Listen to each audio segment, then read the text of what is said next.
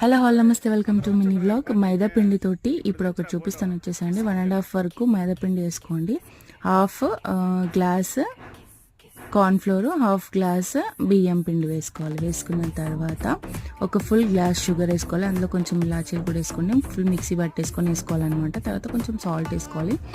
Pinch of salt వేసుకున్న తర్వాత ఇప్పుడు ఎక్కువ మెత్తగా అంటే ఎక్కువ పలుచగా కాకుండా ఎక్కువ గట్టిగా కాకుండా వీడియోలో చూపిస్తున్నట్టు ఈ మాదిరి మీరు ఇట్లా చేసుకోండి అనమాట. కొంచెం లిక్విడ్ లూజ్గానే ఉండాలన్నమాట. సో తర్వాత ఇక్కడ చూపించాను కదా, మేము మీషోలో చేసుకునే ఎవరైనా కావాలనుకుంటే కమెంట్ చేయండి. సో ఇది కంపల్సరీ ఒక 5 minutes బాగా వేడి చేయాలి. వేడి చేసిన తర్వాత హాఫ్ డిప్ చేసి వేసేయాలన్నమాట. మర్చిపోకండి, అలానే చల్లారిని వేస్తే అయితే అసలుకి రాదు. కంపల్సరీ ఒక 2 minutes మళ్ళీ నూనెలోనే పెట్టాలి. నూనెలో పెట్టిన తర్వాతనే మీరు వేయాలన్నమాట. ఇలా అతుక్కుంటే తీసేయాలి ఒక స్పూన్ తోటి. సో ఫైనల్గా అయితే రోజ్ ఫ్లవర్స్ కుకీస్ అనేది రెడీ అయిపోతే, నచ్చితే సబ్స్క్రైబ్ చేయండి, షేర్ చేయండి.